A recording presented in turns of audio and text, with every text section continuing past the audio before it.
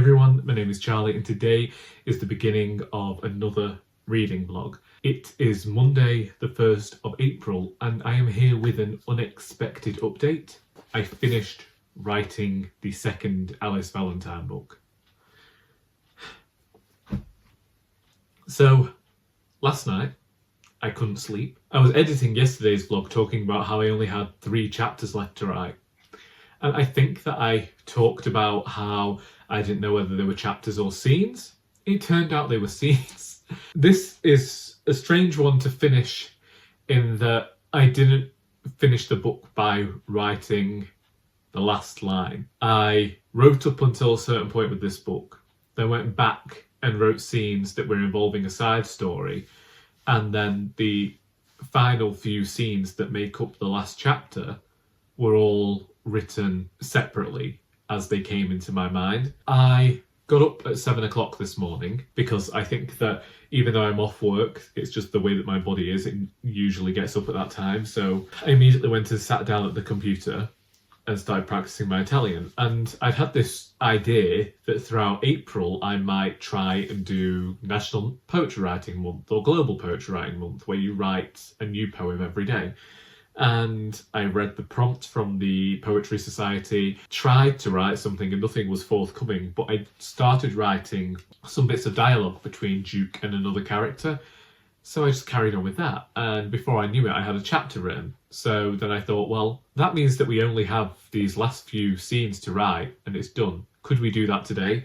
And although I'd made plans to treat today like I'd treat a bank holiday when I was younger and watch childish films and read adventure books and eat silly food, I ended up finishing the novel instead. I've printed it out with the title Mistakes Mean Murder, which is not the title I announced last year. Last year I said that it would be entitled Mistakes Make Murder, and I haven't yet properly decided how I feel about either title. When I did a poll on Instagram, both got 50-50. So I'm seeing how I feel with this as the title. I don't yet know whether I am going to be reading the book now or whether I am going to put the book aside for a month and come back to it then. Once I'd finished it, I emailed it to myself and went to work to print it off. If you didn't know, I tend to print off my novels at work and pay them some money for using their ink. So although we were closed, I'll sort it with my manager when I go in on Friday. I have to say, I don't have this feeling of accomplishment and like smiling that I would usually have when I finished a book, because I feel like there's still so much work to do on the next 3 books that I don't yet have that sense of completion. I am glad that this part of the story for now is done.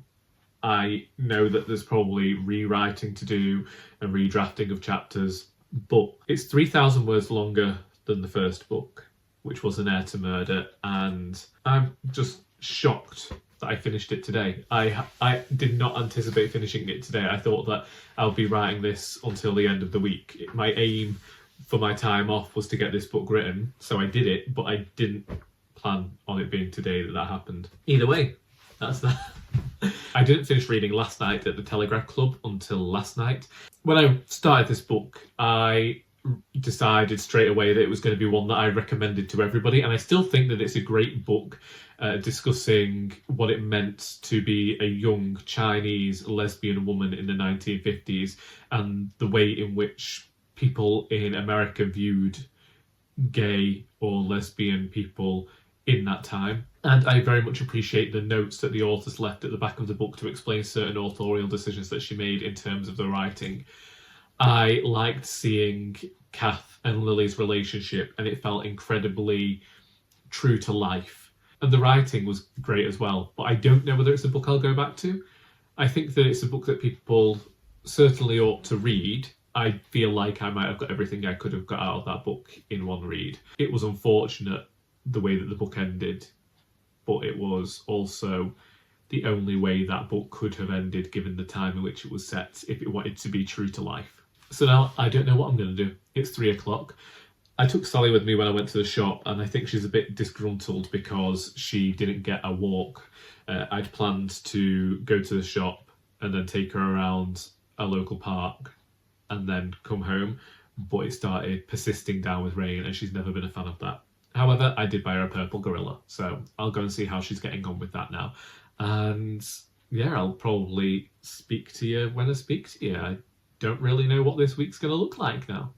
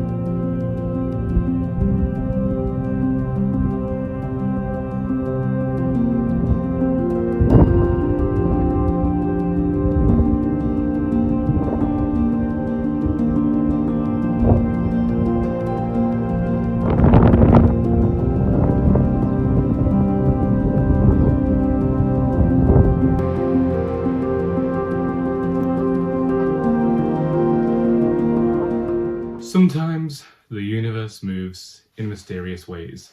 After being extremely thrilled about the fact that I had finished writing Mistakes Mean Murder on Monday, I read it. I definitely think that I need to take some time away from the book, but I'm going to be giving it to my mother to read, get her opinions. I'm going to ask her to write some things down on post-it notes, because I definitely think that there are a few scenes missing.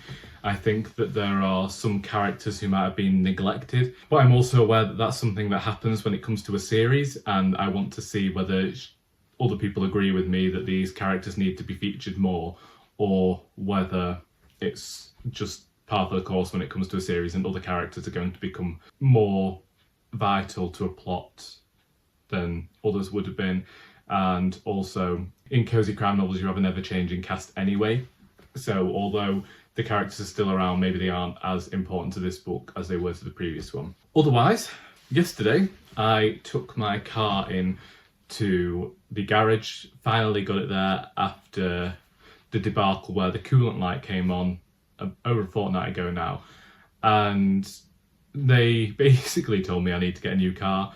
There is a lot more wrong with it than just needing a new water pump. The water pump is the cheapest part, and it would be $1,000 to get the car fixed, and that's before they add labour on top of that, and that's only a guess.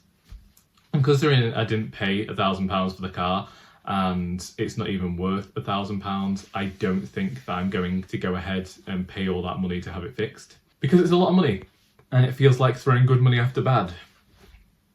However, this does mean that I need to buy a new car now. So I'm going to plug my Ko-fi page, and I am going to mention that if anybody would like to donate, that'd be really great. Or if somebody would like to purchase one of my books. If you would like to purchase one of my books, then links are always in the description. We have a cozy crime novel, of which I've just finished a sequel. We have the Our Doris series of books, which still seems to be entertaining people nearly a decade after the first book came out. And then we have my poetry collection that came out in September of last year. I've been debating for over a year now of starting Ko-fi or Ko-fi memberships. In fact, it might be 2 years. I'm pretty sure it was May 2022 when I first had the idea, but I've just never done anything with that because I don't know what sort of exclusive content people would want over there. It feels like people ought to be paying for something different than what they've been watching over here. Sometimes I've thought that if people pay, I might put my very terrible young adult novel on there from over a decade ago. I think I finished that in 2011. The only aspect that I can remember is that there is a bit of a problematic relationship in there, and if I did upload this as a reward for people, I wouldn't be changing that, I'd just be uploading it. Times were different from 2008 to 2011 in young adult literature is all I will say on the matter. I looked at cars last night. I don't know what I'd go for. I'd like a similar car to what I have now, just maybe a newer model. For any sort of car that seems to be roadworthy at the moment, people seem to be asking for at least £4,000, and that's a lot of money. That's well, how many electric bills is that? It's about 20 electric bills. Quite a significant few months worth of wages there. So I'm not going to call it savings because I don't have savings anymore. I just have the money that's in my bank account that I'm going to have to use one day for expenses like this. It's just I didn't expect the expenses to be so hefty. That is where I am with my car. In terms of reading, I tried to read The Way of the Argosi by Sebastien de Castell. I brought it downstairs on Monday when I was going to give myself this bank holiday style day where I did nothing but watch films and read an adventure story. And yesterday at 10 o'clock, I sat down with the book and I tried to read 2 chapters of it, and I just don't seem to be able to get into the book. And I've messaged Charlie to see whether I ought to keep it because I really liked Sebastien de Castell's Greatcoat series. I didn't much care for the Spellslinger series, and this is a spin-off to that. I'm wondering whether I've outgrown this writer or whether it's because this was originally envisaged as a young adult series, I believe, and I just maybe don't get on with the style. I don't know, but I am debating just stopping reading that one and unhauling all of the books apart from the Greatcoat series. I do want to read some of the other books he's got written, but maybe it's just that these ones aren't for me. So I pulled A View of the Harbour by Elizabeth Taylor off my shelf because this is the next Elizabeth Taylor for me to read. As I keep saying, I'm going back and forth from the start of her career to the end until I meet myself in the middle. And I've never opened this copy before, and when I did, the first chunk of pages came out, which is fun. But this is set in the faded coastal village of Newby, which I'm envisaging like Whitby, and I didn't include on my alternative women's prize list, but I did include Blaming on that. So I will get back to the alternative women's prize list at some point. I'm just taking a brief excursion to head off and read my Elizabeth Taylor for the month. And last night, I read a poem. I couldn't sleep. I'm wondering whether it's because of going the hour forward. It makes no sense because obviously you have the same number of hours in the day, but I'm wondering whether my body's just naturally like, no, it's not time to go to sleep yet, because I have been staying awake until at least 1 o'clock in the morning. But we also know that I'm a terrible person and don't sleep that much anyway. I stayed up and wrote a poem about my primary school days because I have poems and pints tonight, and I wanted a second poem for that. And I'm acting like I wrote it last night. I've had the idea for this poem for ages. It's just that last night I managed to form it. Took Sally for a nice walk up Macclesfield Forest yesterday as well. Although there were many cars there, I managed to avoid people for the most part. And as you know, for me, that is fantastic. People and I don't tend to get on. I mean, I have no problem with other people on walks. It's just usually the people that are walking during Easter holidays or summer holidays or half-term holidays are the families who are going incredibly slow, usually getting into some sort of row with the kids, or there's somebody having a picnic in the right where you want to be walking because for some reason they think that it's perfectly fine to lie down on a public footpath and just start eating a pork pie. Like, get out of my way, Malinda. Anyway. If I don't see you tomorrow, I'll see you on Friday.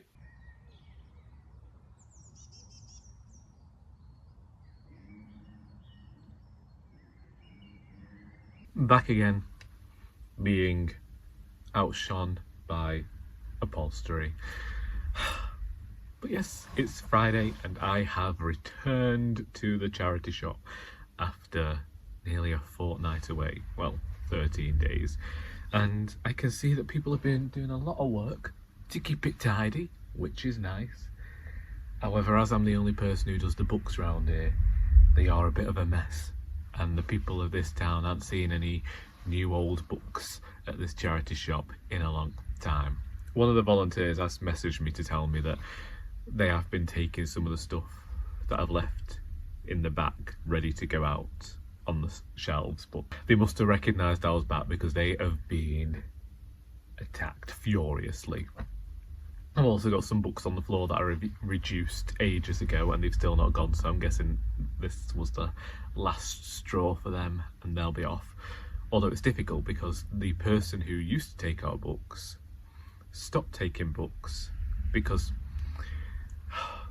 originally he said he'd take everything because he was wanting to get rid of all of our competitors, and then he's realised how difficult it is to try and take every bit of detritus a charity shop has. So now we're in the same boat we were in before, having all of these books that we can't send to landfill, trying to find somebody who will come and take them from us. And we did find a company and handed that over to someone at head office, but nothing seems to have happened there. What can you do is all I will say. I spent a lot of yesterday looking for a car for myself.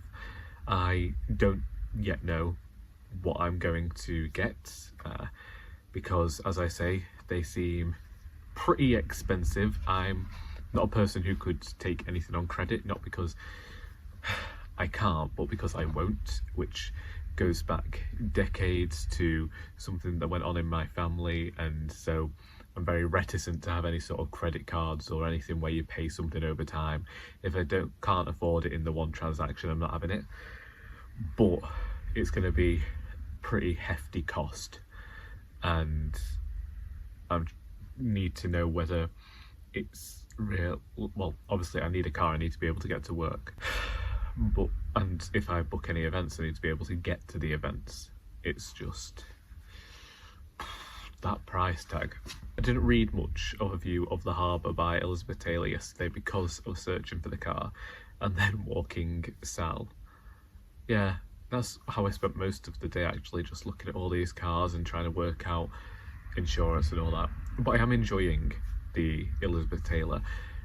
In this one, it's more about the community of people that are living in this seaside town of Newby, and it's almost like getting to read a soap opera or a serial story, and it's humorous, and there are jokes that Elizabeth Taylor's making, and I didn't expect her to be making these jokes, but they just make me smile.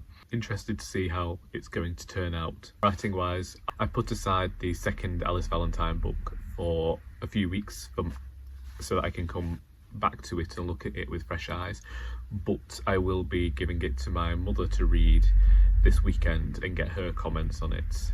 And I'm not going to ask her for them because last time we had a row when she read An Heir to Murder because she skipped to the end to find out who the murderer was. With Royally Doris, she cried, so there'll be no tears with this one. And then I'm supposed to be going out on Saturday night, so I tell you, if people had told me that in my 30s I'd start socialising, I'd never have believed them.